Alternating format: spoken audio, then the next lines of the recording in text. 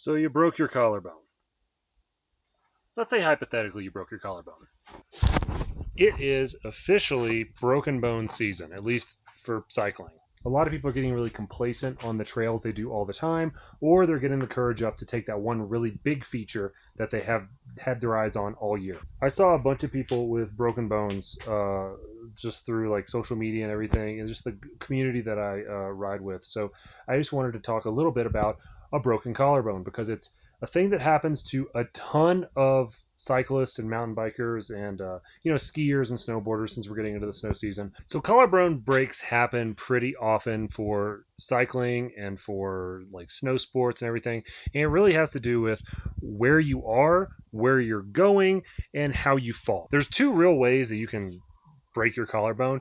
You either completely fracture it with a very large hit with something, or you have a twisting torsional motion because you're folding your shoulder inward. So both the times I broke my collarbones, I was on the mountain bike and I was going very fast, and something really stupid and silly and small just so happened to get me off the bike, generally over the bars. If you hit the ground and you tuck your shoulder inward, which is generally what happens is the collarbone, which is attached to your chest, and it's attached to your scapula, it is going to get a bunch of force from one end and the other. So it's imagine you're just grabbing this stick, and if you twist, boom, that is what happens to your collarbone. And I've got x-rays from both of my collarbone breaks. So now your collarbone looks like this. That's not good. It's suboptimal. So the first thing that's going to happen is you're going to be on the ground not knowing where the hell you are, what just happened, and you're going to make a sound that kind of sounds like this.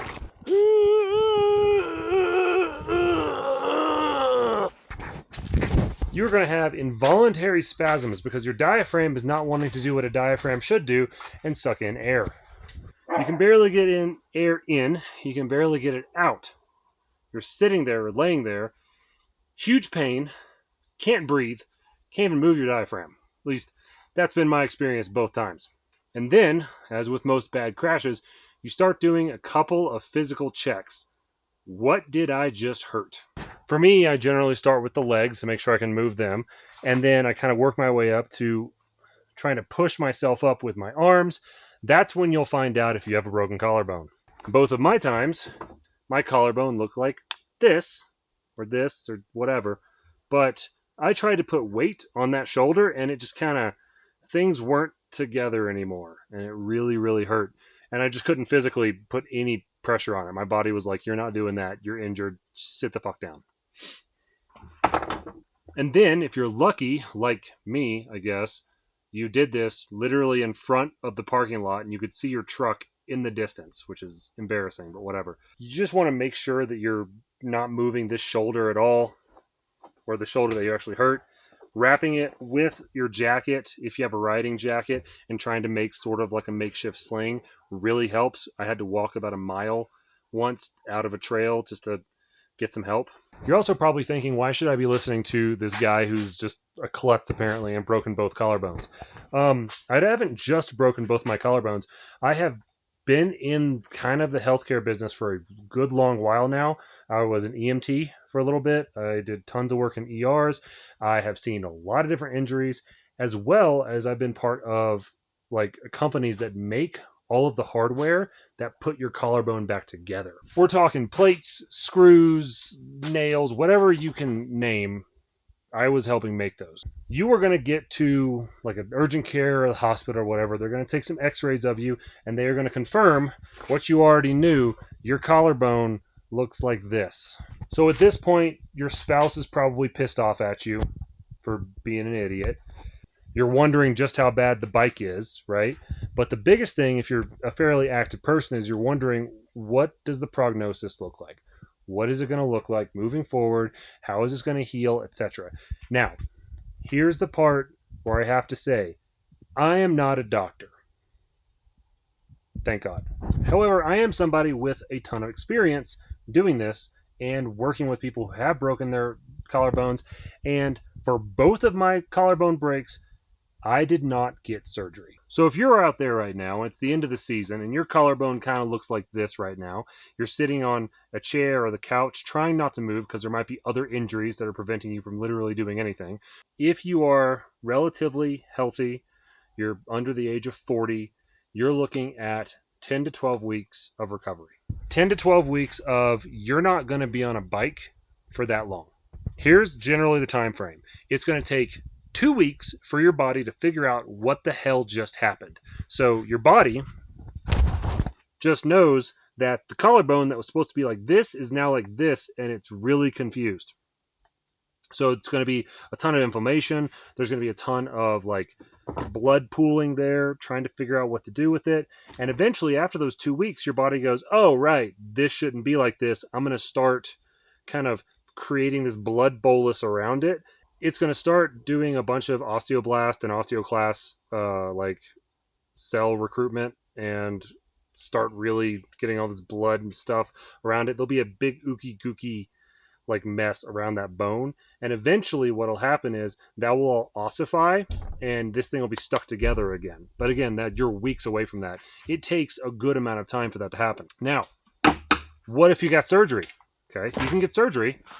If you did, you wouldn't have a nice, I don't know if you can see that or not, but I have like a big bump on my shoulder. I forget that I ever broke my collarbones. Let me just say that. But if you do decide to get surgery, they're going to cut you open. They're going to cut you open right around here, and they're going to take that collarbone, and they are going to, what can I use as a prop? Imagine these scissors are a plate. They're going to set it correctly. It should be around something like ish, maybe something like that. And they're going to put a plate in and screw it down. Put screws in it, and suddenly you have this metal plate. Now, the benefit of this is you're going to knock about 2 weeks off of your recovery time. So if you were going to be done with this injury in 10 weeks, now it's 8 weeks. 12 weeks, now it's 10 weeks, right? Consult with your orthopedic surgeon on how, you want to proceed. If you do not have more than 20 millimeters of like bone shortening, which means you have your bone, it broke, right? Your collarbone's supposed to be this long. However, now it's kind of like, oh, it's like this. Well, if it heals like this, you've got a shorter bone. Your collarbone can shorten by about 20 millimeters before it's really an issue with mobility or anything like that. And again, mine were both less than that, which is why I did not opt for surgery. And I have full range of motion. I lift, I climb, I do whatever. I forget that I broke my collarbone. If you completely shattered your collarbone, then yeah, you're probably going to have to get surgery, right? But if it's just one of those torsional breaks, like is very common with mountain biking and skiing and just road cycling, whatever, then you could probably get by. Don't take this as medical advice. You could probably get by with not getting surgery. Obviously, PT is going to be really important once you're able to move it. I can generally start using my arm around 5 to 6 weeks after I actually break my collarbone. I think it was like 5.5 weeks last time I broke my collarbone, which was this side, and I was already doing like picking stuff up with it and using it and doing some very light like just recovery PT type exercises. The quicker you start that and the quicker you're out of a sling, the quicker it's actually going to heal. So in short, it's not the end of the world.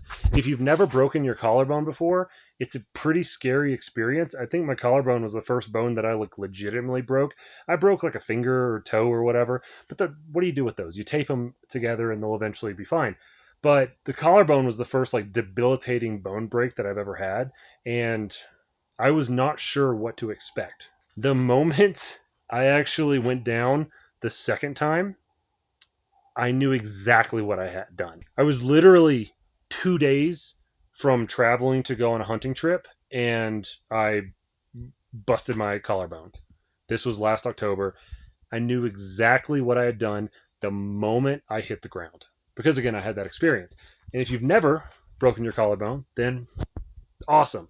But if you have and you're worried about it and you're not sure what to do, there's a lot of like unknowns there.